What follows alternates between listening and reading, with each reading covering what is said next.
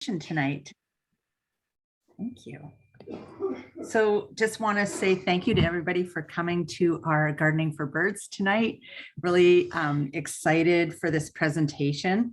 We're pretty lucky that we have, so many people who are gardeners that are gardening for birds and using native plants. And obviously tonight we have three of our really great ones who've been, exploring the world of native plants and gardening for the last, I'm just going to ask everybody if you can mute your, all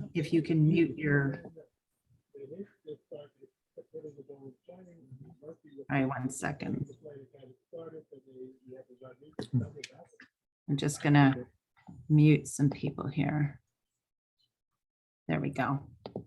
Yeah, so if you can just make sure your off when we start. Okay, let me go back here. So anyway, we're really lucky to have three great gardeners who've been doing this for a long time, exploring the world of using native plants in their yards and really seeing a lot of benefits of the different birds that are coming to their yards. And, I just love seeing how things have evolved, and they're always working on different projects. And so we're lucky tonight that they're going to share that, with us and talking about how to use different native plants and how to get rid of invasives and how to create healthy habitat for birds and, create a really great food supply chain for them, aka bugs. And so that takes me to the next slide, which, I think about this, and you hear this all the time, and bird and wildlife friendly. And what is it that, really makes a place bird and wildlife friendly? And I think, obviously creating a habitat that, supports the needs of the birds and wildlife. So, food, water, shelter, nesting and roosting. And, obviously we can do some things that are human made, but there's a lot of natural materials that we can use and plant-based design. And I think that it makes it, it can make it a lot easier for birding, using more natural things, plants and water features. So, what are the benefits of gardening for birds? And there's just so many. So I started sitting down this afternoon and just thinking of what are all the different things that could be a benefit. And, when we look at this, I think obviously flower pollination with birds coming, and it's also attracting different insects. So we're improving pollination, pest control, that we have, birds eat a variety of insects like aphids, mosquitoes, spiders, grubs, different bugs that maybe some of us don't really enjoy. And so, it's another way that can help you get a handle on that thing. And right beside that could be rodent control, maybe not raccoon control, but it brings in owls, hawks, and they can hunt for mice or other rodentia and help with that. Weed control. And, you think about, I don't know if you've ever seen in your yard, if you have some dandelions, and watch a junco or a towhee tackle the seeds of a spent dandelion. It's pretty entertaining, but they consume a lot of the weed seeds. And I think that, they're effective landscapers to help us control some of these unwanted plants. And then in terms of food sharing, if we've got berry plants, we get to appreciate them just as much as the birds, as long as we keep watching them. And, if you are wanting some, you have to get on them a little bit sooner and beat the birds. But environmental conservation, I think that using the native plants and different resources in environmentally conscientious ways is so beneficial. We're not using as many pesticides, or not using pesticides at all. We're using less water, things like that. And I think curb appeal, so many times I think people think about using natives and things like that, that it's just messy gardening. But you can create really attractive yards and sections in your yards if you don't want to do a whole yard. And I think Dan and Marie and Alex tonight are going to give us a really good look into that. And education, I think, you get to learn so much when you're watching all these birds and seeing what happens with the seasonal changes with these birds and migration and courtship behavior and nesting. And really great way to introduce your children, grandchildren, neighbors to the wildlife enjoyment and appreciation. And I think in terms of wildlife conservation, as we have more habitats that are threatened with development, I think that having a yard that attracts birds can provide a really great oasis for birds and wildlife conservation, and not only for our local species, but also for migrants. And so, I think that we're really helping create a healthy local environment. And I think for me, and I'm sure many of you, that it's stress relief, that just watching those birds and interacting with them and listening to their song and just being outdoor helps to decrease some of the stress. And to me, I think there's also a lot of benefits that it inspires your community, that they can see these projects, just like right now, Marie, Dan, and Alex are going to give us some insights.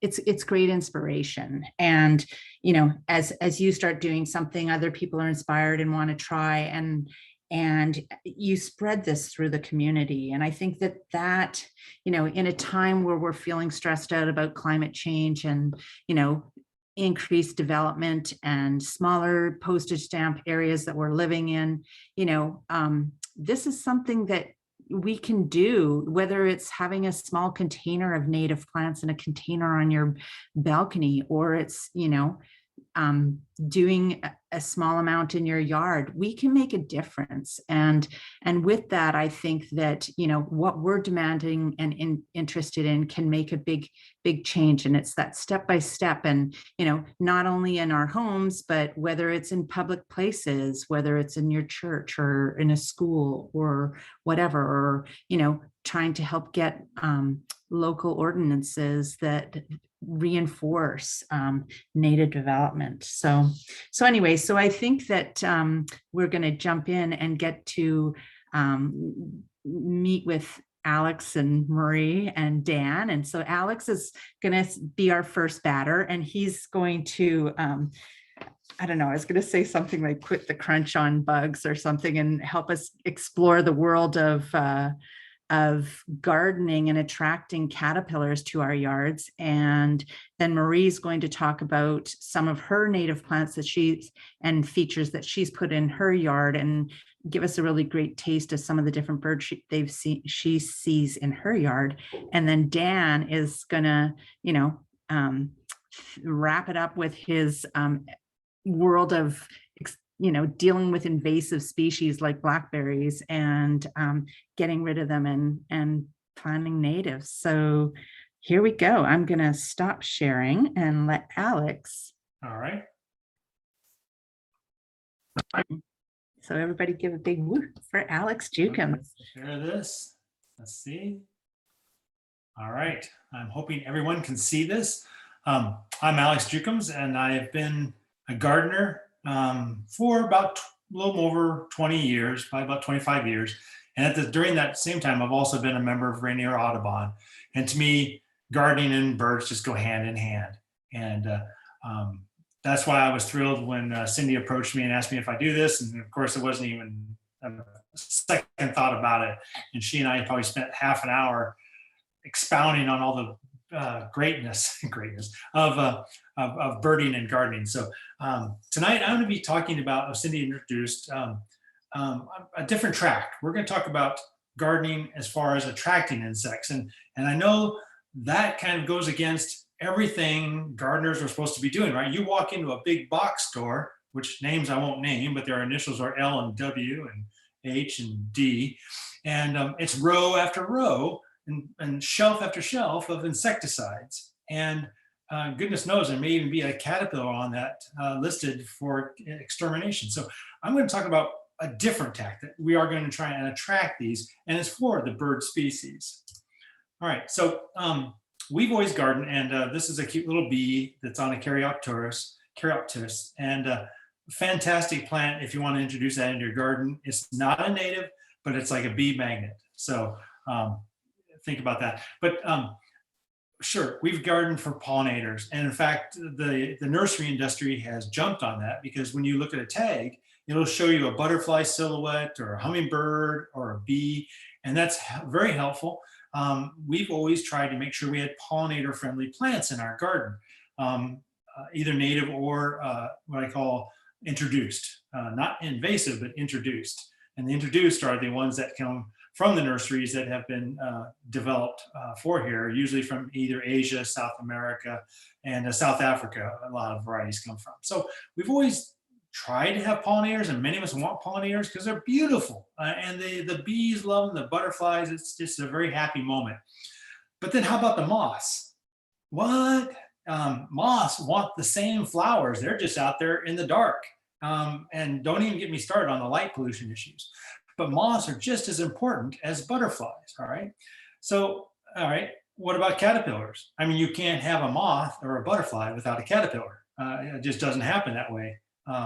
And so it's like, who am I really gardening for? And I really think because of our bird-friendly gardens, it's going to be for the caterpillars.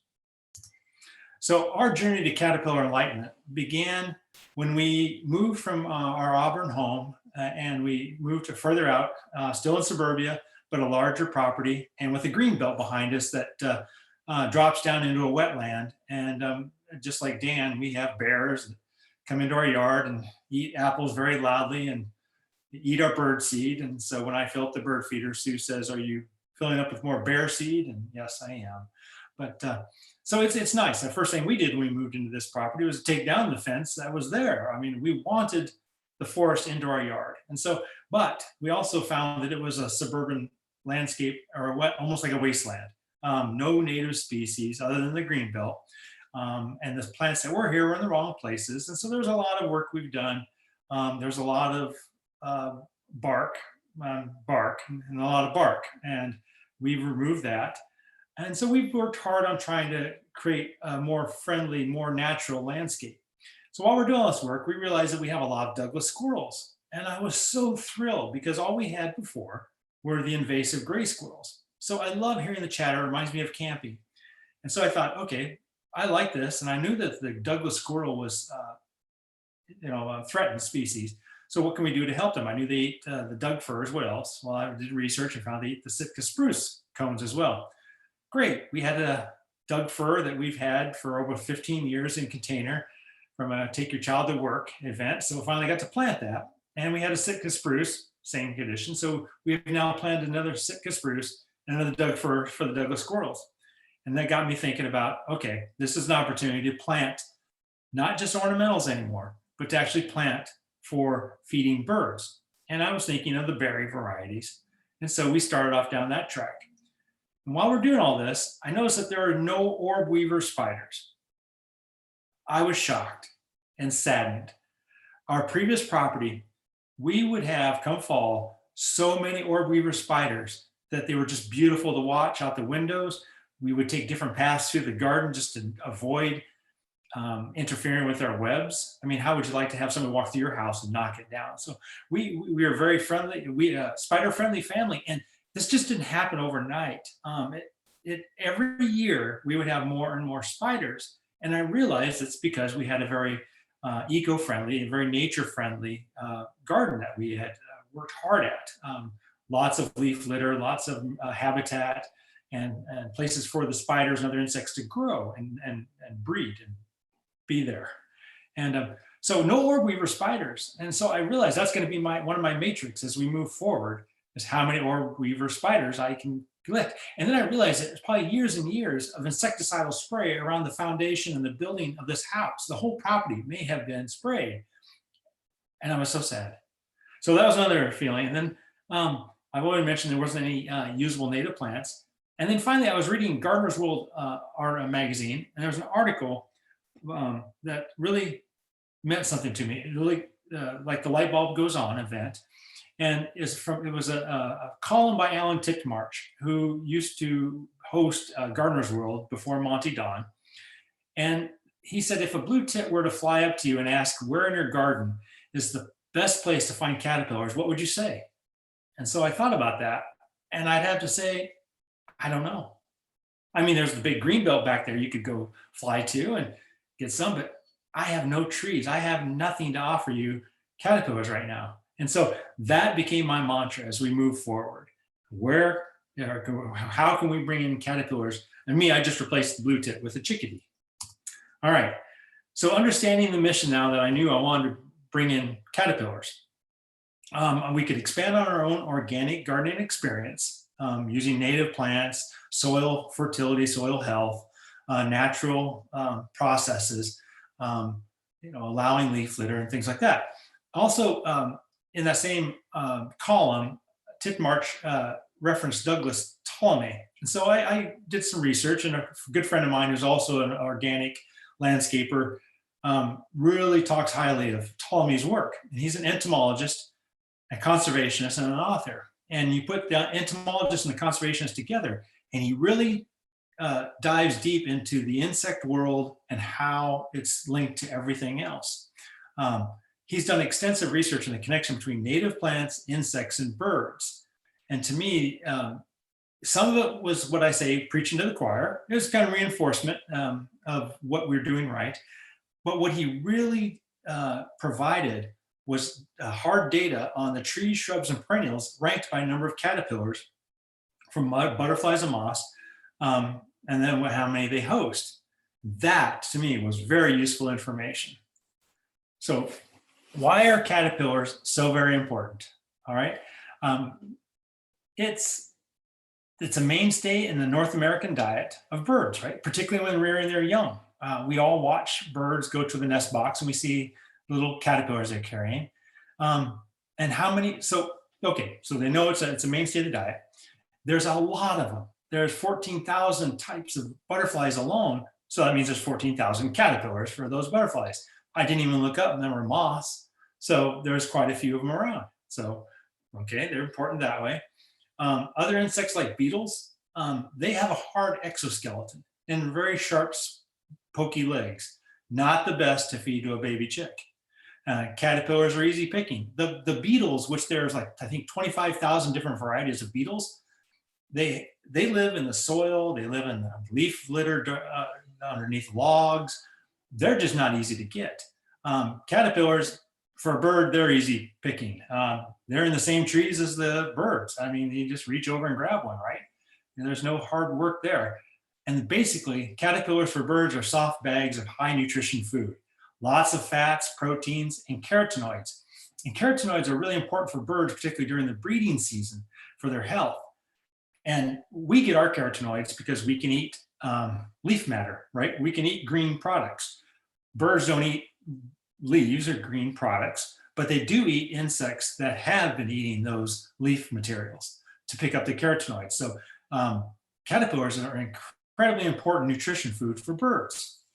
And from a practical standpoint, from a mother's point of view or father, forcibly stuffing down a hard beetle into a chick's throat might not be the nicest thing you've ever done, but it's much easier to force down a nice soft caterpillar. So they are important for our birds, all right?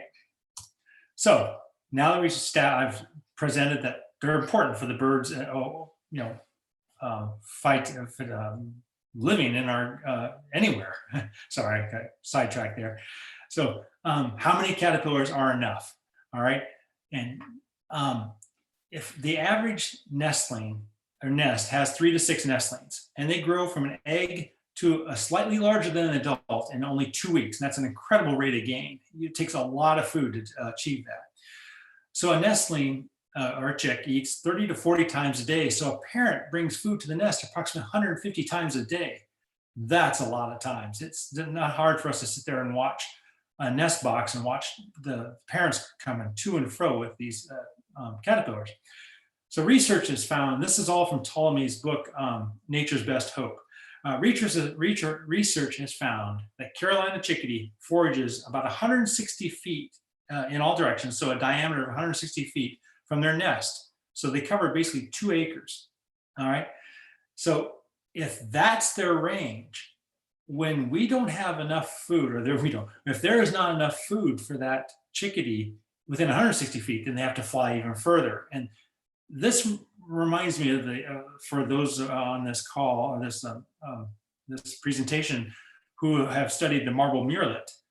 Very similar situation for the threatened marble murrelet is that they have to fly further out to sea to find the fish to bring back, and they fly all the way back to Mount Rainier with their meal for their chicks. So as they lose habitat, they're also having to fly much further for the food. So that's further away from their chicks. Same for the chickadees. That's further away they have to fly. It takes more energy, more time, and so they can't feed those chicks. And so the rate of development is restricted. Another study of Wilson warblers found a pair made 812 trips with caterpillars. Now, just want to mention that out of those 812 trips, 2/3 of them were by the female. So the male only carried 1/3 of the load. Sorry. But anyway, so the caterpillars, so the 812 trips to the nest, and that they calculate that out to be about over 4,000 caterpillars in just 5 days, and that's only assuming 1 caterpillar per trip. So 4,000 caterpillars in 5 days. I didn't realize. So, and the final study I want to talking about how many they need. In 1961, Richard Brewer found feeding rates of 350 to 570 caterpillars per day, and during a nesting period of 16 days. You'll have to bear with me. I'm going to change my view because I have people on the side and I can't see it. So hang on. I got to figure this out, Cindy. Well, I'll just go on. So they basically collected over 6,000 and 9,000 caterpillars, all right, in just 16 days. That's amazing. All right.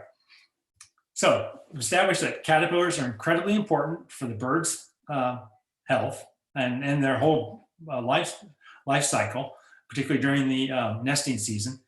And we decided that research has shown that they need an incredible amount of insects. And you can imagine during 1961, there's probably a lot more native plants still available.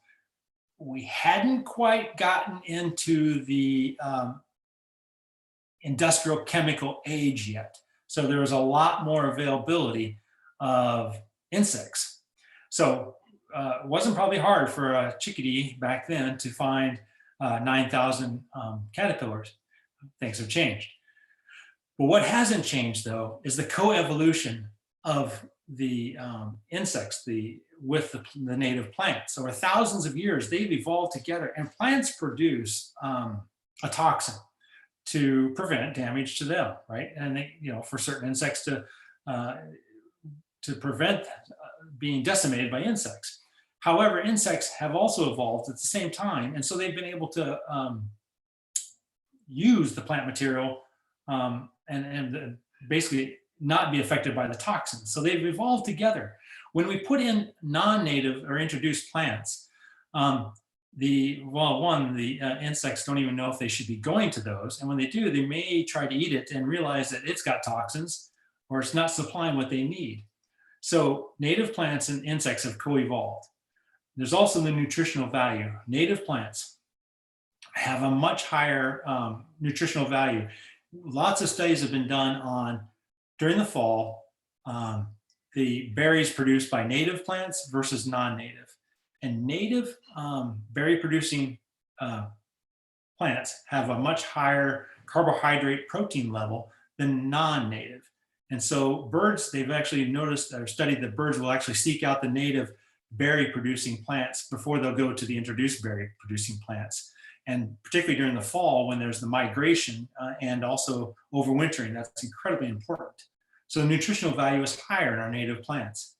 And finally, a study of Carolina chickadees in Washington, D.C. suburbs found that parents foraged on native plants 86% of the time. And yards that were dominated by introduced plants produced 75% less caterpillar biomass than the primarily native plant landscapes. And then finally, just because there wasn't that native plants, they were 60, those yards that had only introduced plants were 60% less likely to even have breeding chickadees at all. So native plants and birds definitely have a relationship that we need to watch closely. All right, so there's another thing that Ptolemy does, and this is out of Nature's Best Hope, is talk about keystone plants. And he ranks each of the trees, shrubs, and perennials and grasses. And the number one species that's important for caterpillars is the oak trees.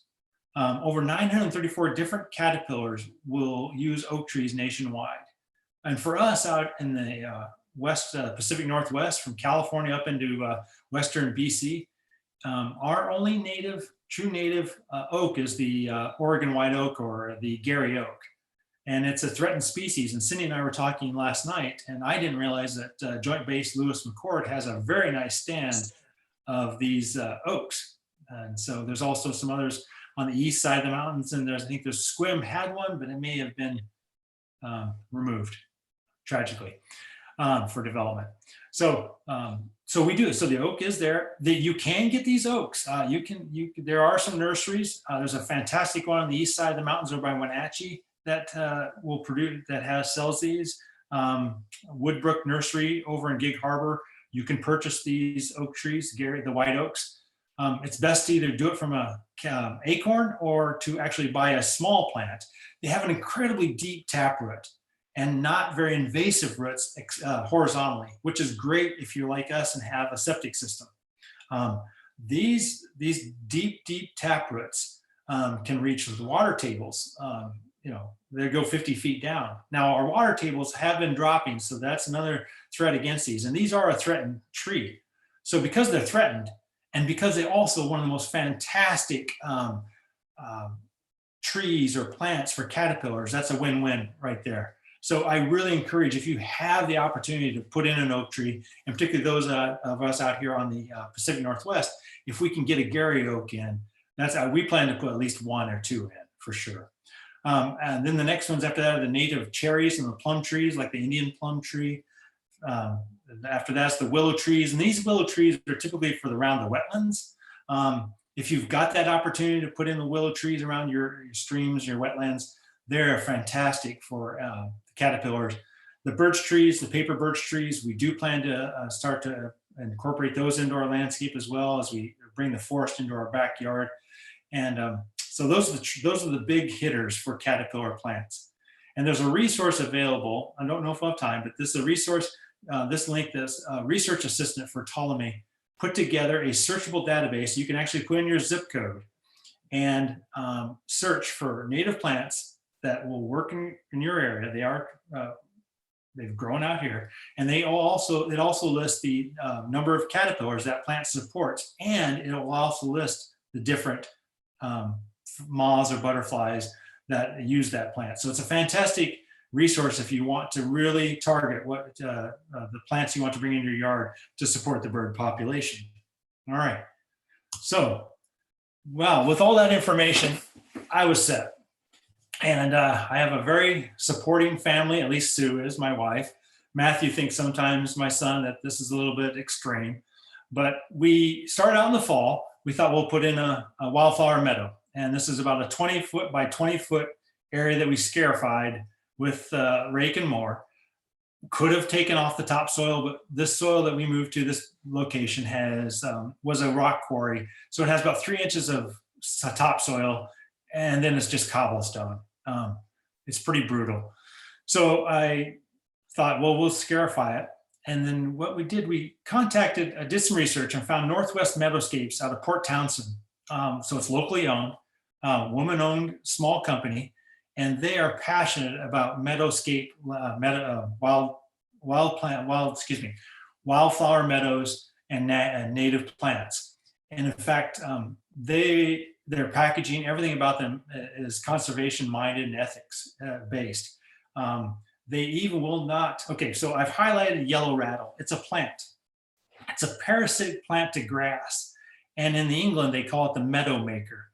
So yellow rattle, if you watched any of those English gardening shows, we'll talk about, they'll sow it at the same time they're sowing their um, meadow seed, the wildflower seed. And it parasitizes the grass. It basically takes the water away from the grass. So it will continually each year, it's an annual, but it reproduces quite readily. And it will start to reduce the grass population and allow your wildflowers then to prosper. So, so we said, yes, I definitely want to get some yellow rattle, and they sold it.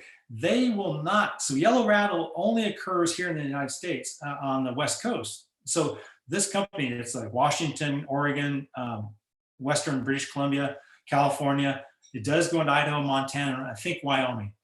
They will not, this company will not sell yellow rattle to any other states other than that. So they are putting the ethics of native plants and where they should be over their profit. And I thought that was a really, said a lot for that company. And we've gone back to them for other seed as well. So, so this was in the fall. So this spring, this is what we have so far. I say, Alex, that looks like a big patch of clover and grass. Yeah, but when you look closely, there is so much going on there. There's like lots of little plants in there, and it's like I get really excited when I go out there. And when our neighbor has beehives, and the bees are starting to really work this 20-foot area. Now, eventually, we had to put some rocks around it. So throughout the year, we know not to walk through it. We will probably eventually start to mow different shapes, make it a little more natural. But we're very happy that they're actually starting to have a little bit of a wildlife. It's not like my brother's huge acres and acres of wildflowers that he grows in back in Iowa, but it's a start. And at least that's 20 by 20 for us. You could scale this down if you had a small garden and just want to do a small corner, a 3 by 3 section. It doesn't matter the size, just as long as we're doing something. So this is our start at a wildflower. And in the foreground, you might see a dig project that's going to be a bog garden that's going to be able to plant some of the native plants that like their feet wet. That's about 20 feet by 4 feet. And so beside that will be a pond. So the wildlife will be able to go from this meadow into the bog garden and pond. All right, so that was the start of that. So we had another area that was a raspberry patch and other plants that just shouldn't be there, and bark. So Sue and I got to work, and we removed a lot of material. And this is about 70 feet by 30 feet.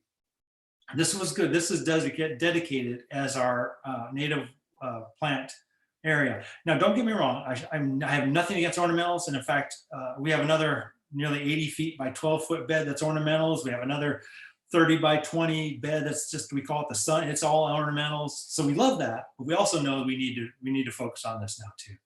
So we start out with our berry producing plants, and in the foreground, we put in a hawthorn, a Washington hawthorn. And that's before I thought about getting I believe it's a black hawthorn, the native one. So there's our hawthorn. It's a berry producing tree. And in the background, the small tree, I'll do this. This small tree is a crabapple. This is again, it's an ornamental. Before I thought we should get natives, but there's a fantastic deal at a nursery, and each of those trees were $17 each. And those who know pricing on plants might go, oh my gosh, that's amazing. It was because the nursery had those trees for nearly 5 years, and the roots, I knew it was a big job. And if you ever get a tree from one of the big box stores, even Costco, there's going to be a job ahead of you, and it's going to be to wash and to untangle roots. Because if you just pop them in the ground, if those roots have grown around and around, it eventually will just choke the plant. And then a couple years later, you'll have a dead tree.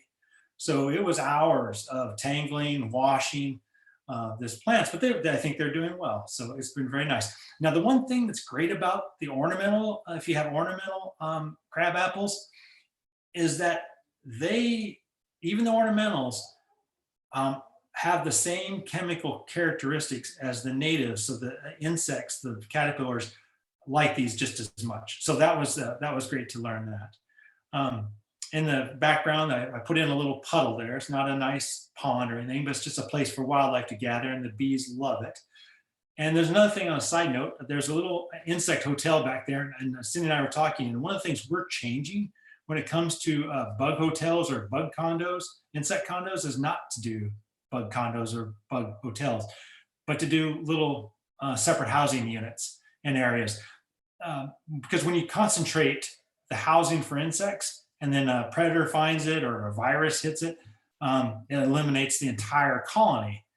So it's better to spread out the risk there for the insects. All right. So what else have we planted there? We put in a Saskatoon serviceberry. And this little side note, the one we're going to put in now is one in the pot. There's another one right beside it. And for those experienced in gardening, you'll probably know this right away. When we took the first serviceberry out, it was almost like a bare root. The soil fell away. And when you select a plant, if you have the chance to take it out of the pot at the nursery, you can easily slide it back in. Take a look at the root ball. It should be able to contain itself. It shouldn't be over rooted, but you should have enough root that the root ball holds together. When we took the first one out, the soil just fell away. I still planted it and it has not done. That's almost been in the ground for 2 months. So the one the pot's going to take in, the serviceberry, is just fantastic. Now, serviceberries have the potential to have over 90 caterpillars, host 90 caterpillars. The crabapple before could host over 181 caterpillars. So right there, I'm starting to think, yes, we're on track. We did put in a mock orange.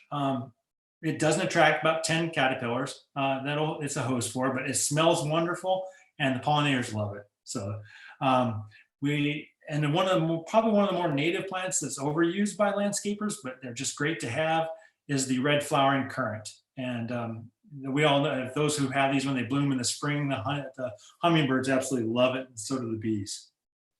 All right, so those are our kind of the keystone plants for that area. We did put in a hairy honeysuckle. This will either grow up a structure or across the ground. And I think we put in a structure for it to grow. It's the one on the left. But I think it's going to be better as it crawls across the ground, because one of the things so the caterpillar life cycle, you can have an oak tree and it's going to have a lot of caterpillars. But if there's nothing underneath that tree as far as litter or other plants growing, when the caterpillar comes down to pupate, there's nothing there. It's just hard ground. They can't do it. And that life cycle stops right there. If there's materials and plants underneath that oak tree, then the caterpillar can pupate, it can grow there and then come out as the moth or the butterfly later on. So it's really important to have materials underneath our trees. And so that's why we may just let that hairy honeysuckle just grow. We did get one big leaf lupin, and then the rabbit came by, Jeffrey. But we decided that it's important to have that plant, so we put a little cage around it. Also, this entire area that we put different soil on now, we have actually sown 2 big leaf lupin, arrowleaf, balsam root, and cow parsnip, again from Northwest Meadowscapes. So we're hoping that will come up soon. And of course, we have our Canada, goldenrod. Sorry, the Canada goldenrod is the #1 perennial flower for caterpillars. The goldenrod can host up to 56 different caterpillars, butterfly and moth. So it's great to have. We've got enough. We only have 3 little 4-inch pots, but we are anticipating about a 8x5 solid clumping of goldenrod. All right. Of course, now we have our showy fleabane and our Douglas aster. These are going to be our blue flowers. They're great. The fleabane, it can host up to 20 different caterpillars, so it's a fantastic. These will fill in underneath the understory of the plants and come out in the fall with particularly the aster, with some beautiful blue flowers for the pollinators as well. So that's how we've done. So the bottom line from all that, and I share that, and like, again, you don't need a large space. You can do it in a small space. If you had a huge area, great. Industrial scale, your native plants, that would be fantastic. But the bottom line is, if we want to attract birds to our garden, then we have to provide the best type of food and the most abundant food possible for them. How are we going to do that? Native plants. It's a simple fact. Nurseries are starting to see it out here. Their stock is being sold out fast. And so it's a really neat thing to see happening. And that's, at least that's going to be our mission. So Cindy, I'll turn it back to you. Wow, thank you, Alex. This is just so inspiring to me because and especially, I have this front yard with a hill and a lawn that, I feel like I'm always constantly struggling with hawthorn weed or hawkweed and different things like that. And I just feel like what you've shown of what you've done with your yard is inspiration of how you can go about that, how you can get those wildflowers going. Yeah. So anyway, lots of great plants. I'm sure people were busy writing down all these great ideas. And I'm just going to mention that this is recorded. And so you'll be able to watch it. And we also have the resource list for this for all the presenters that I'll post in the chat for you. So does anybody have any questions for Alex? I just have a comment. It's interesting because caterpillars must be important to sage birds also, because I have one photo of a sage thrasher and he's got a caterpillar in his mouth. Yeah, you just think about it. The thought of the impact, right? And creating that habitat of those caterpillars, it's just a new way of thinking. I think that is just so powerful. Okay, anybody have any questions? Or if you think of it, just type one in the chat and we can always answer it at the end. Oh, Heather, do you have a question? No. Okay. Okay, well then we will move on to, thank you, Alex. Loved it. This is just so powerful. And, I look forward to having another webinar with this so we can have an update and see where your yard's at and what new ideas you are learning. So let's give Alex a great hand. Bravo. Thank you. The last thing then, Cindy, my mother-in-law, who was a master gardener in England, she gave me some wise advice once. There's when you plant a plant, the first year it sleeps, the second year it creeps, and the third year it leaps. So perhaps when we come back in 3 years from now, you'll see this amazing garden. So thank you. Sleep. Eat, sleep, creep, and leap. Creep and leap. I love that. Thank you. Awesome. Okay. So our next batter up is Marie West Johnson, and she's going to share her screen, and she's going to talk to you about all of the different native plants that she has and the incredible birds that she attracts. So Marie, are you ready? Yeah, can everybody see my slides and hear me? Not yet. So have you shared screen? Yes, I did that. And put it on presenter view.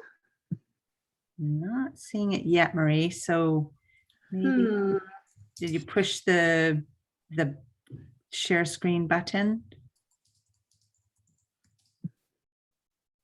It's all right. Just take your time.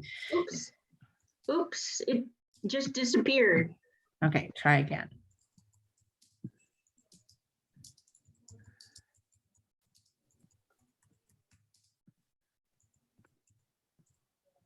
Push what?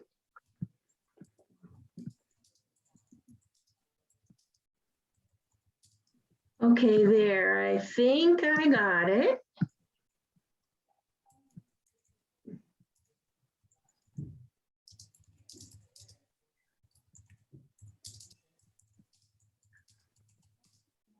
Here it comes. Okay.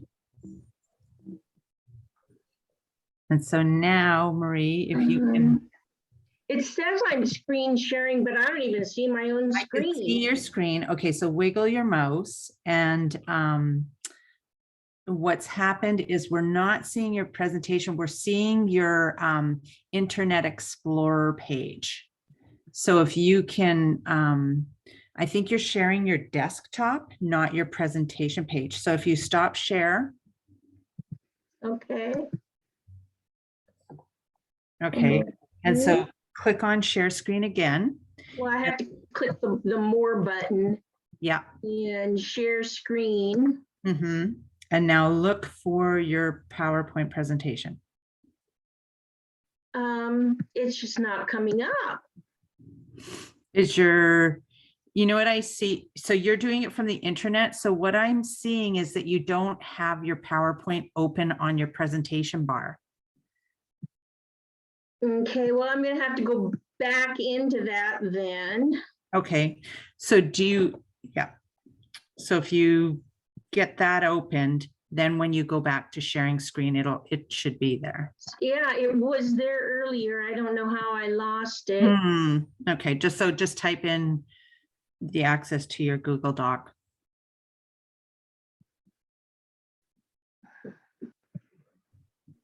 Oh, I don't know what happened to it.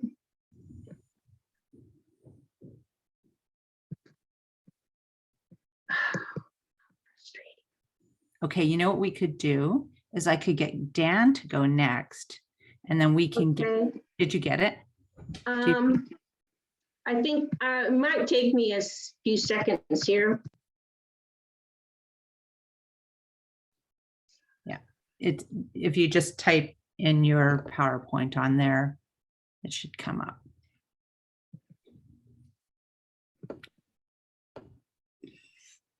It's always fun doing webinars. I think about last year or whatever, at the start of the pandemic, when none of us knew how to do Zoom or GoToMeetings or whatnot. And I think about one presentation that we did, and our presenter was unable to get the page open, her presentation open. So we were on a platform called GoToMeeting, and we ended up switching to Zoom platform because she could get it to work on there. And so we had like about 40 people that were on, and they all had to get a new link to go to a different platform. And I think there were quite a few of you that were on it, but we actually transferred over and never lost a single person. And, you know, and so that's one of the things that happens is sometimes with technical stuff that, you know, it just happens. So.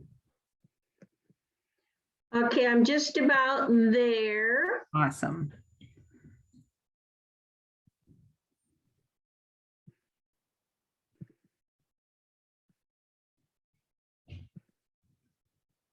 Sorry about this. No, it happens sometimes. So, yeah. My mind is, Okay. yes, okay. Now, can everybody see that? Have you shared? I don't see the share screen yet. Did you go to the 3 dots? I More. don't have that now. I've got my presentation.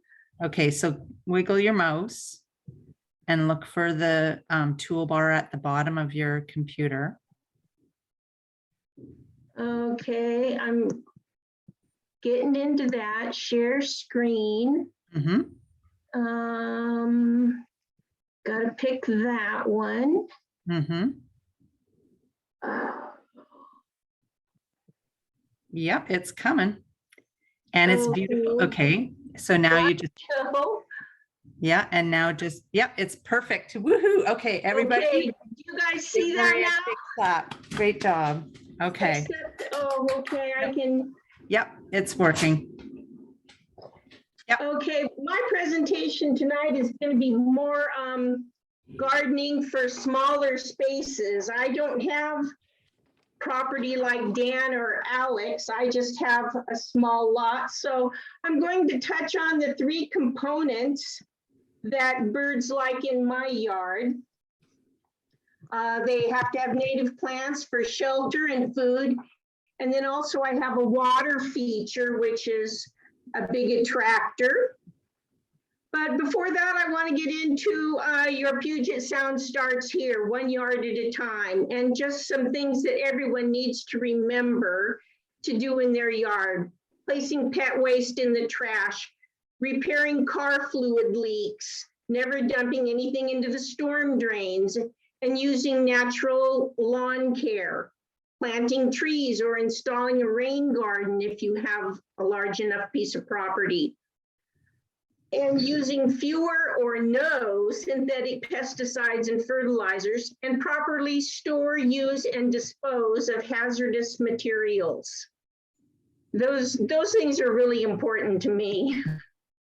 And the first native plant that I have to talk about is kinnikinick, and it's just a nice little ground cover. And it gets little pink flowers on it in the spring that is used by the hummingbirds. Another small plant, great native little flower, is the fringe cup, and the hummingbirds also love that. You can see that I do a lot of planting for hummingbirds. This one's radio red salvia, and it's not a native plant, but what I like about it in my yard is it has such a long flowering period. It blooms in the spring and it goes clear to the first frost of fall. Hummingbirds, of course, love it. And the dark eyes fuchsia, or any fuchsias. I love the hanging baskets with the fuchsias in them because it's so much fun for me to be able to watch the hummingbirds from inside my window. So if you've got a small garden, or maybe you live in a condo or an apartment and you only have a deck, if you put some fuchsias out, preferably on a shadier side of your yard, you will get hummingbirds coming to your hanging pots, and they're so much fun to watch. They're entertaining. And another small one is the vine maple, and you'll also see some little white snowberries in here. And also the plant, the leaves on the left, that is what the red flowering currant looks like in the fall. It's just a beautiful plant year round. That's my native garden part of it. And there is the red flowering currant that Alex was talking about. This is what it's like in bloom. I took this picture mid-March. I had my first Rufus hummingbird migrate to my yard, and the first thing he went to was the red flowering currant. Foxglove, it's another one that grows nice in a small yard. You could put it in a pot if you wanted. It reseeds itself quite prolifically. It's a fun plant to watch the hummingbirds. And Crocosmia, it's not a native plant to Washington, but it is native to South Africa. It's really drought tolerant. The species that I'm growing here is called Lucifer, and it gets 3 to 4 feet tall. You can grow that in a pot as well on a deck.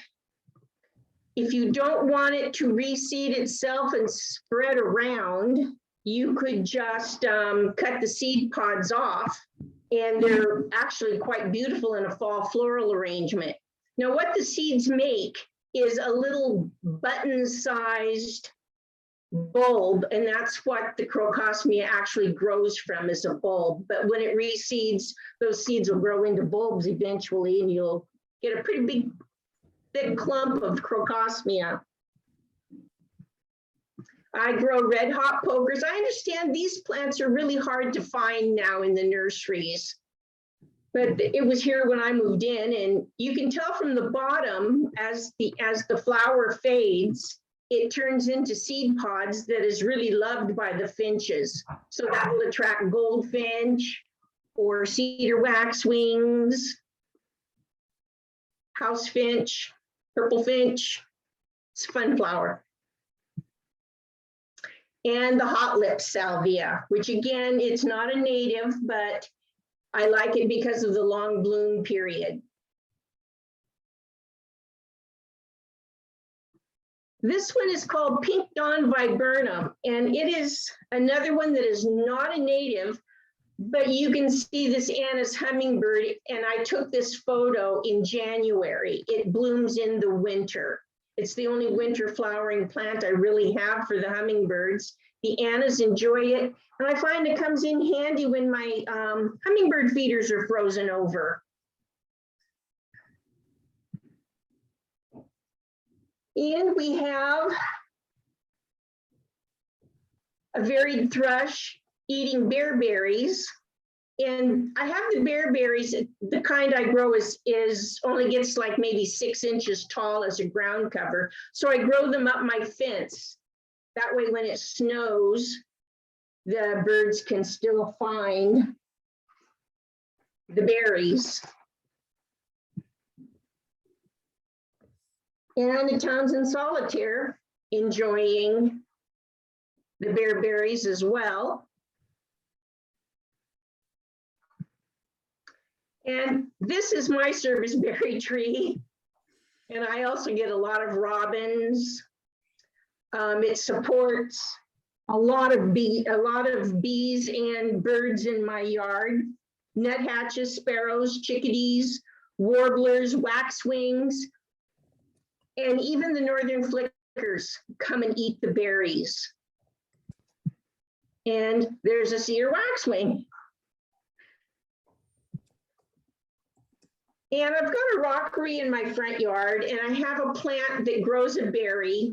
It's called rubus. It's not native, but the juncos love to nest anywhere in my yard.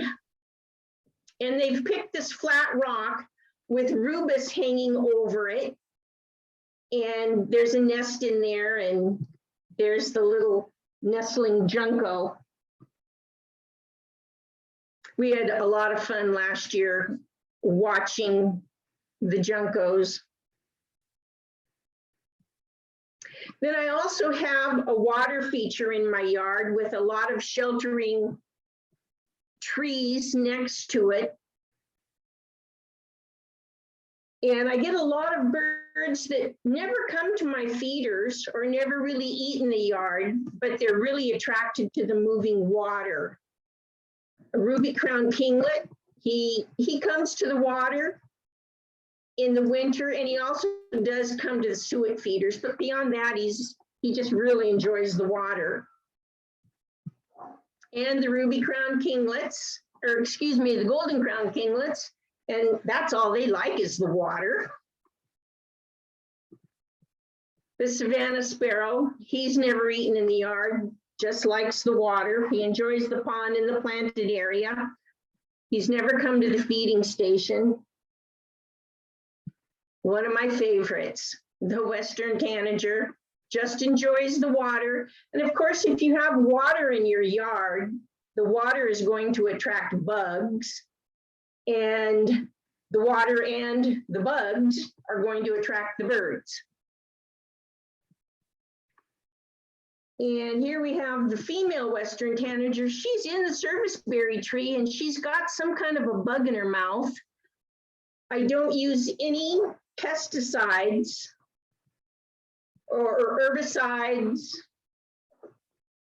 or any other kind of chemical fertilizers or anything in my yard. The only thing I use for a fungicide or a pesticide is neem oil. And so if you do have, I've got roses in part of my yard, so I use it on my roses. The native plants just really have no use for anything because you want them to attract the bugs, to attract the birds. And we've got the cute little brown creeper. He doesn't come to the feeders, he just comes to the water. One of my favorites, the robin. And the black-throated gray warbler. This is the female. She fooled me. I thought that they all had black throats since they're called black-throated, but not so. That's the female. I have had the male in my yard, but I don't have any photos. They like to eat the insects that are around the water. And the Lincoln sparrow. He's a cute little guy. He's good at concealing himself. He looks like he's wearing a cute little suit or tuxedo. And the white-crowned sparrow. This is the first winter.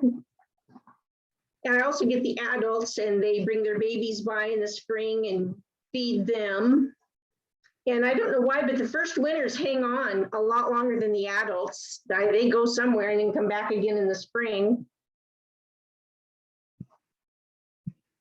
The Pacific wren just enjoys the water and the bugs. And first winter male red-winged blackbird enjoying the water. My husband's favorite, the Stellar Jay. They come by every day to take a bath.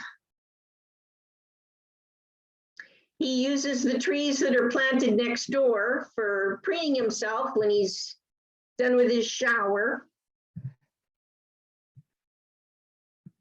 And last but not least, the great blue heron. He comes by for the water because I've got goldfish in my pond. And he likes to regularly empty the goldfish. I have to go back to the pet store and buy some of those 35-cent feeder fish again and stock the pond so that I'll get the great blue heron to come by. And of course, if you can't have a water feature in your yard, a bird bath is always handy. They even make hanging bird baths that you can hang on the railing of a deck in your condo or apartment, and you can have a bird bath for them that way because they do so enjoy the water. And then the last is my feeding station. I purchased this at Wild Birds Unlimited, and I think that's the same store where you can get the feeding stations that fit on a deck railing for a condo or an apartment building. And that's the end.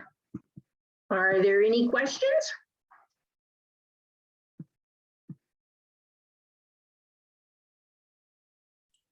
You had some very nice photos. Enjoyed it. Thank you. Marie, how long did it take you to get your yard? Like how did you plan organizing your yard and stuff, and sort of how long did it take you to do that?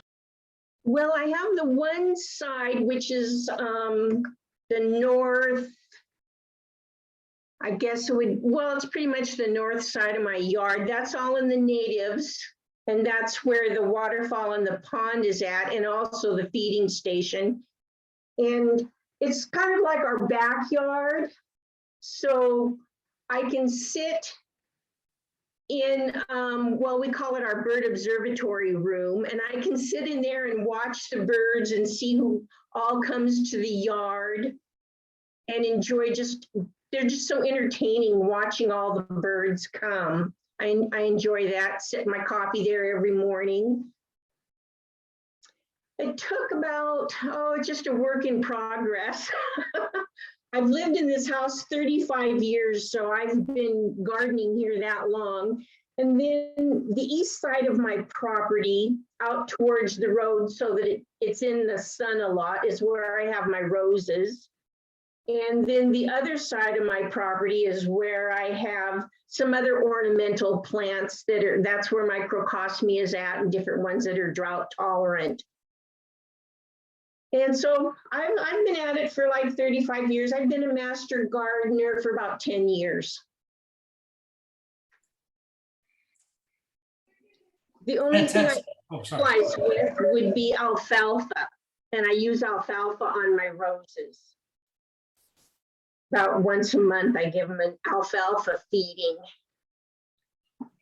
So alfalfa and neem oil are the only things that I use in the yard. And thank goodness the native plants are low maintenance, because it's kind of survival of the fittest in my yard. I don't fuss around with things too much. That's good to know. I think Alex was going to ask a question. Yeah, Maria, that's a fantastic presentation, and you've really given me great hope for my service berry to look as good as yours. Do you supplement during the drought time of our years with water, or do you have enough vegetation that they can they cover each other? Well, I actually do have a sprinkler system, but I use it mostly on the roses and in the grass. But I try not to water too much. And of course, the native plants, they just survive off what they get in from the clouds. Yeah. It's survival of the fittest. Well, that's good. That's good. So I have another question, Marie. Just there might be people out there who maybe are just wondering, how do I start this? Where do I go? What would be your advice for somebody who just wants to start getting some native plants in their yard? Well, I would do some research online, and it would depend on how big of a spot they're trying to fill in. If they've got something like Dan or Alex, they can use the big Gary oak trees and things like that. I really can't use that in my small space. And so I have to have the more well-behaved native plants. If it's real invasive and would be hard to take out once it got too well established and just spread all over like a red twig dogwood or a Nootka rose, I just can't use those in my yard. They're too invasive. Sounds good. So basically saying, just do your research, start small on a little spot, and make sure you're getting a plant that is suited to you and what you want, that it's not invasive or it fits. Yeah. Right. And if you just can put something in a pot or 2 or 3 pots, there's just some really good plants you could do that with. I even think that a little vine maple, they only get about 20 feet tall. And if you had a fairly good sized deck or balcony and could get a big enough pot, but you could keep it pruned down. You wouldn't have to let it get the full 20 feet. The one I have, my vine maple, it's now about 5 feet tall. It's bigger than in the photo. That was taken quite a few years ago. That's excellent. They're beautiful all year long, the vine maples. I would get something with interest in all 4 seasons if it were on my deck. Sounds good. Thank you, Marie. This has been very inspiring, and just appreciate all your great photos. And I know that I'm pretty excited to add a few more of these that I was busy writing down all the different plants that you've used, and hope to add a lot more to my garden. So thank you so much. You're welcome. Okay. On to our third presenter tonight is Mr. Dan Streifert. And he's going to be, as I said earlier, talking about invasive species and a project that he's been working on. And Marie, I'm just going to get you to stop sharing. Perfect. And now Dan can hop on. And I just see a question in the chat about, will the recording be available? Yes, we will have the recording on our website so that you can watch the presentation. So it'll probably be up in the next few days once we get it transferred over. So with that, go ahead, Dan.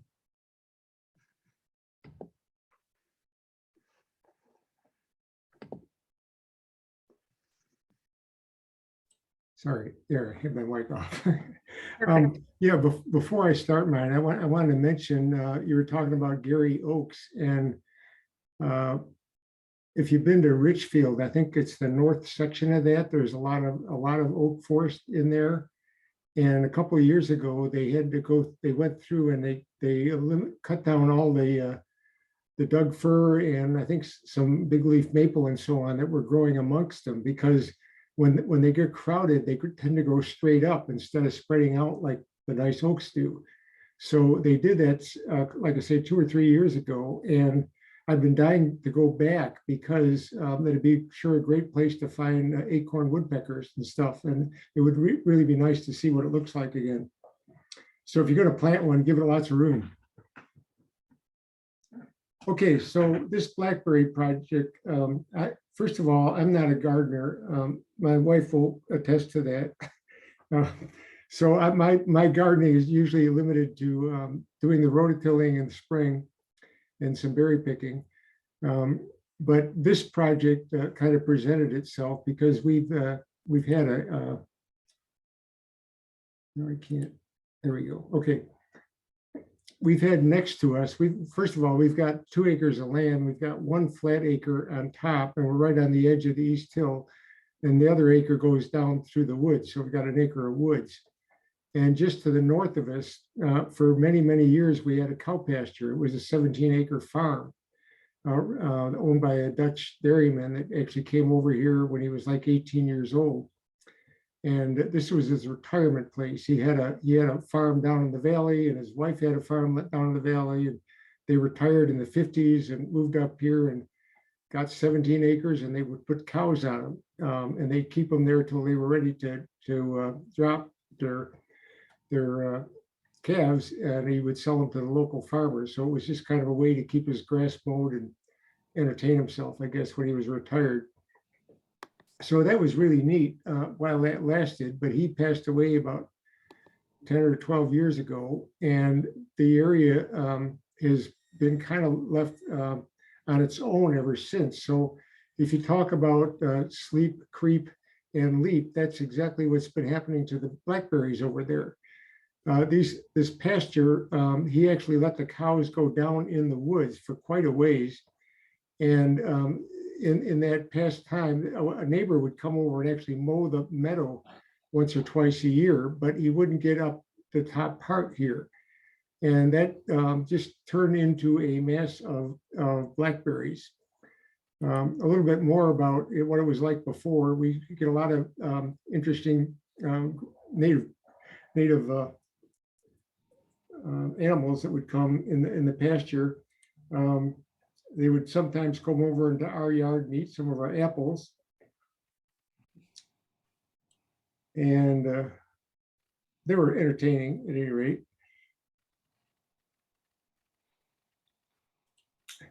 And sometimes they'd spend some time in Nancy's garden. Amazingly enough, the deer never seemed to do any damage. They could leap over the fences and get in there and spend some time, but they never seemed to do any damage to our plants of any kind. Now this guy did do some damage. He eventually started getting our chickens, and he would actually leap over I guess what they do is we had 4-foot field fencing around the garden, and apparently the coyotes can jump up and throw their front feet over the fence, and then they can pull themselves up and get into the area. And we started losing chickens, so we ended up having to raise our 4-foot fences up to about 6 or 7 feet, and that stopped him. But then we had this critter show up one day, and he started just carrying our chickens away. And fortunately, he was only here for about a week, and then he disappeared also. So back to my blackberry project. So again, where the cows are, you can see this is the edge of the woods going down the hill.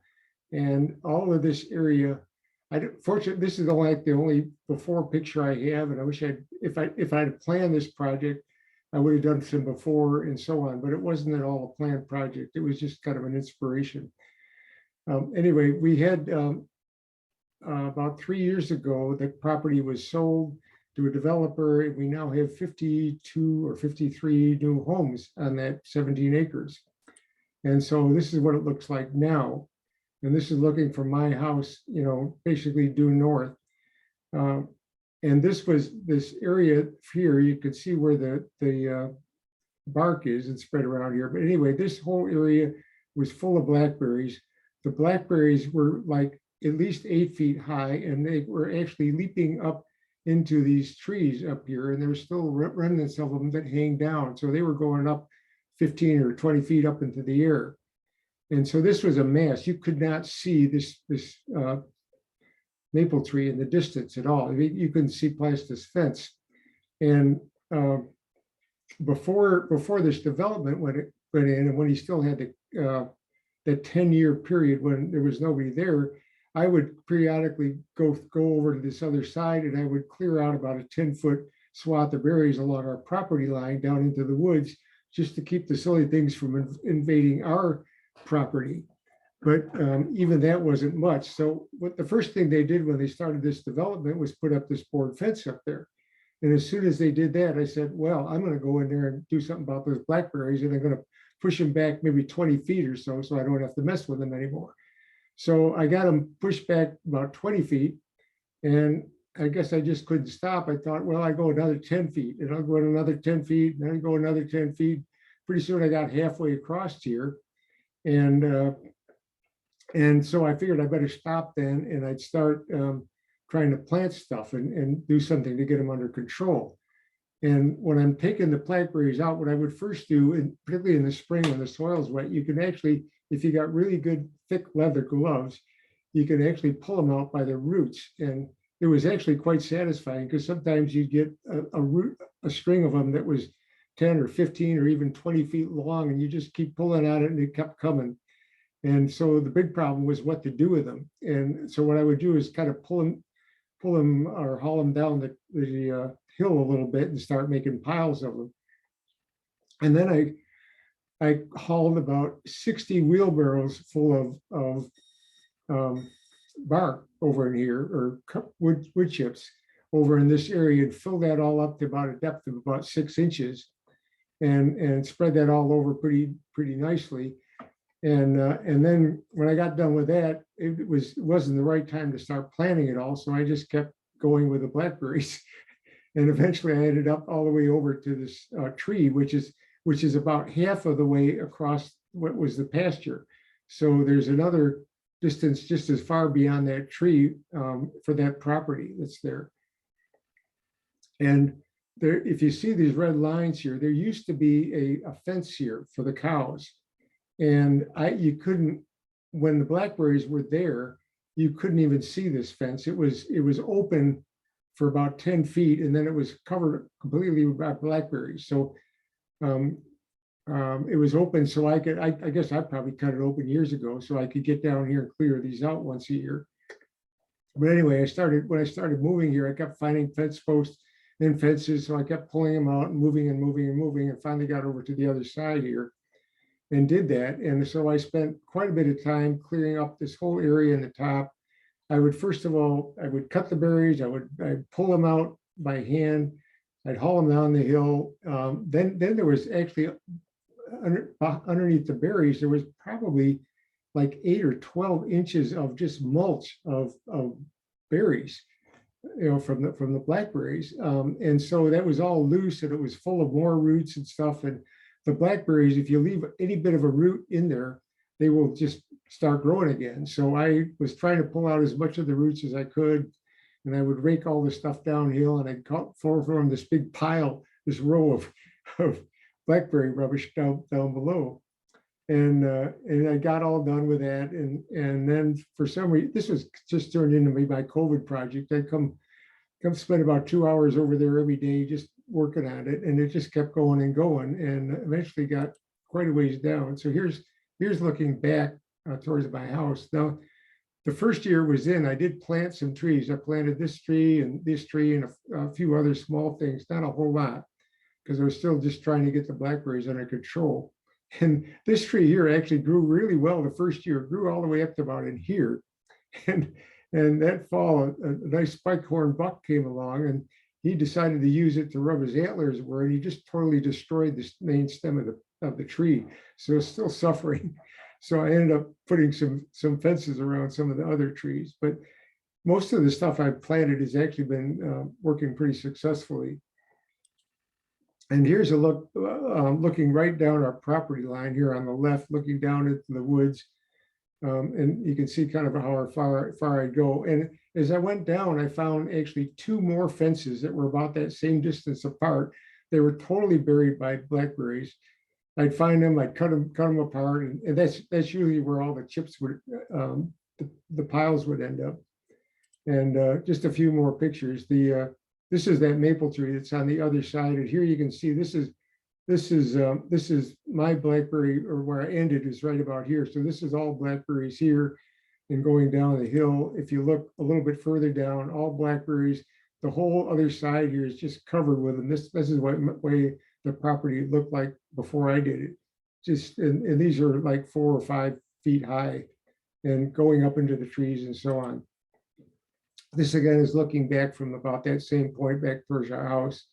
And there was a big pile here when the contractors, before they built that fence, they took all the broken limbs and tree stumps and everything, and they put them in a big pile here. And so that was a great place for the raspberries or the blackberries to grow. So this was totally covered with blackberries. You couldn't even see it originally. And when I got them all cleared out, I ended up doing some poisoning there to try to get them under control. You can see I've planted, now this is after I planted a bunch of stuff. This is a bunch of snowberry, and I tried to surround this thing with snowberry. It's pretty easy to plant, and it tends to grow pretty good. So I'm hoping that this will kind of surround this whole area and maybe help screen some of the blackberries out.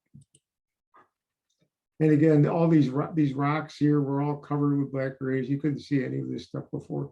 And you can see some of the plantings I put in here.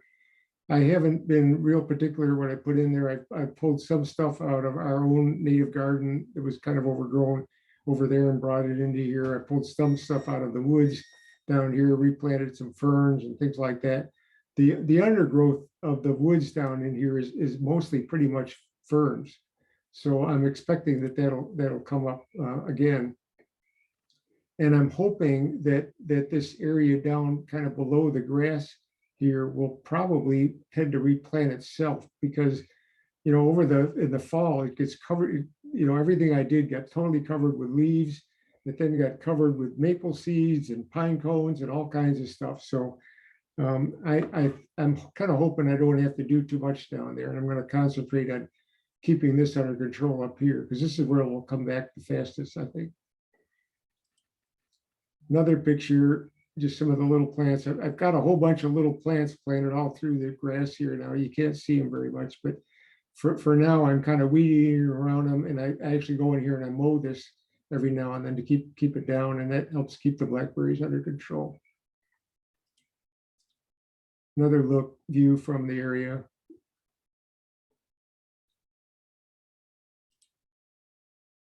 And these are some of the brush piles. I would pull all the brush from up here that I cut out, the blackberries, and I'd rake it down into here, and I created this huge, like a 4 or 5 foot row of these things all across here. And then I would go down below it and repeat the whole process and clearly out another area down here. And then I did it one more time down below.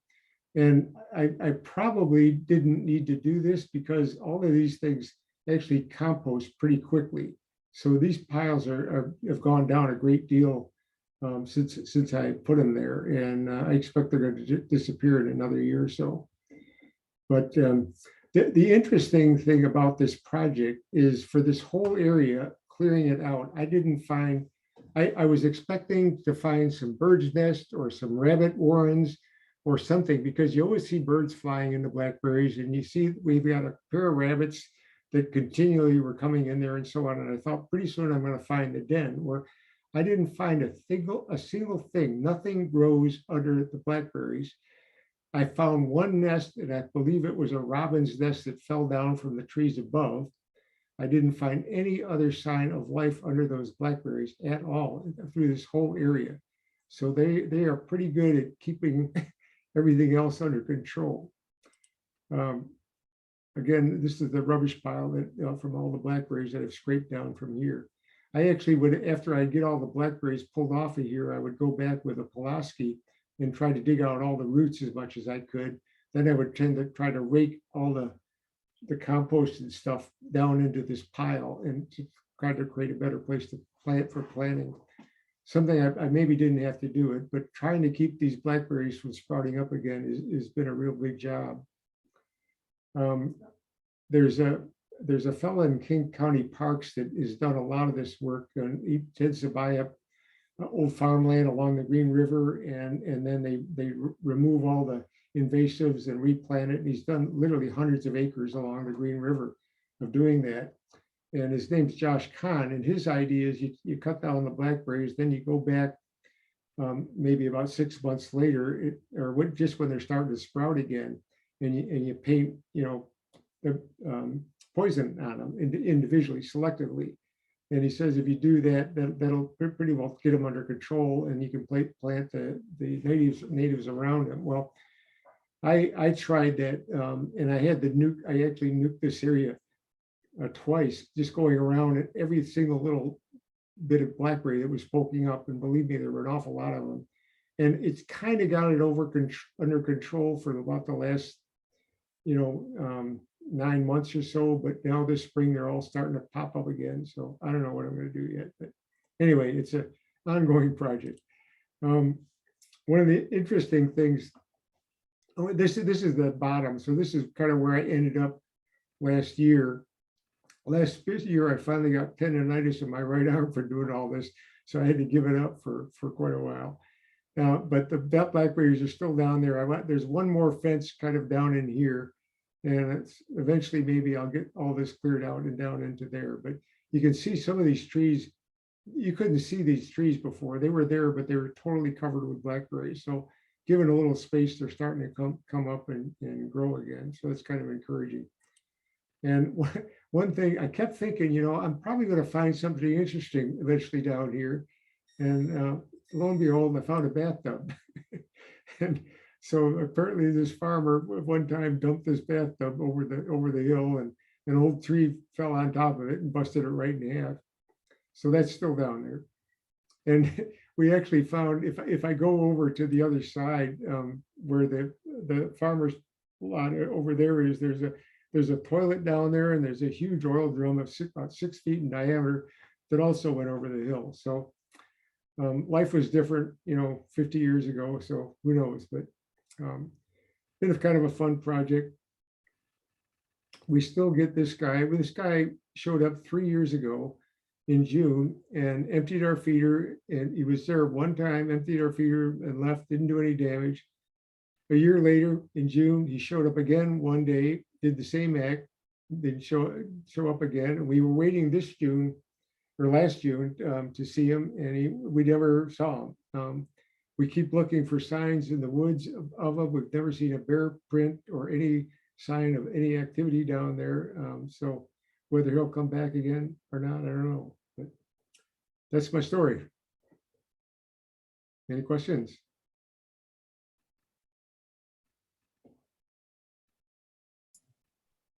Hey, Dan, this is Alex. Great job on that. That's a huge amount of physical work. So way to keep at it. How soon do you know, with your experience too, working with the conservation groups, do you know how effective are they, when you shade those blackberries, how effective is that to suppress them? Because I've got some issues as well. Well, they've got a pretty good system. The county parks have got a pretty good system. And as I say, if you go along the Green River Road down there, in fact, where the old fish hatchery is, all the area along the river below that was all blackberries years, probably 20 years ago. And it's all growing gangbusters. I've seen them clear a whole, large area just right next to the road up there. They clear it out and they plant the berries. You just don't see them coming up again. So they knock them out pretty good with poison. I know that. It's interesting talking to Greg Wingard with the Green River Coalition and Ernie out there, because they do a lot of restoration all through this area also, and they don't believe in poisoning, and they try to do it without, through mulching and stuff like that. And apparently they've been pretty successful with that too. But I know these things keep sprouting up like gangbusters out in my next to me. So I'm not, I don't know exactly what they do. I'm planning on doing a lot more mulching, particularly around the plants I put out there. But the mulch doesn't stop these blackberries. They just pop right through. So I don't know. I don't have a good answer for you yet. It's been a couple of years. Well, you at least got a good mission. Yeah. Thank you, Dan. You know, it's kind of interesting. I think what's really stands out to me with this is just how invasive species can just rule havoc in yeah. in our yards and in our whole communities and bigger areas, and being conscientious and aware of what we are planting is so critical. And I mean, obviously we have Scotch broom, we have, you know, the blackberries, and I loved Well, your English ivy, you know, is just English ivy. all Yeah. over the place. Yeah. Yeah. And so I think, you know, it's very inspiring to hear you say, I mean, you're a machine for getting all that dug out and stuff. But I mean, I think, you know, the simple tips of just knowing that in the spring when the ground is wetter, that's a good time to get your blackberries out and focusing on that. And I think, you know, not just in our own yards, but maybe, you know, another part is just thinking about our communities. And when we have things like the Sue's Creek doing invasive species removals, or, you know, there's so many that, you know, we can all help out with those things. And if we can get some of it out of our great public areas or our, you know, those areas, it also helps us within our own communities. And, you know, we have to be responsible thinking about the invasive plants and where we're putting it, you know, when we're pulling them out, what we're doing with them. So yeah. We had a work party over at Sue's Creek on Saturday, and we had, I think, about 4 or 5 Rainier folks there. Pretty good turnout. But they've been focusing on one particular area there along the Sue's Creek Trail for several years now. It was full of Scotch broom and blackberries and everything, and it's just a forest of natives right now. So it's really cool. We still go back, and you know, I was pulling blackberries out the other day there, and actually a few Scotch broom that are still there, but it looks like a really neat place now. So one of the problems I have is every time I go to Flaming Geyser, I feel like I should bring my gloves and start pulling berries, you know. Yeah, and maybe that's something as our Audubon that we should be thinking about, that could be a project to get going with somebody, teaming up with Green River Coalition or somebody like that for targeting some of these key areas. But this is really good, and I love also your comment about how satisfying it was to rip those suckers out, you know. So bravo to you, Dan. Thank you. And one of the things that I'm just going to put in the chat here, let's see, maybe I've just sent a thing to you, and it's a document that has all the resources that Dan and Alex and Marie have provided of really great resources to help you, you know, focus on native and stuff. And I'm just gonna quickly share my screen. I know we're hitting 8:30 here, so let me see here. Share my screen.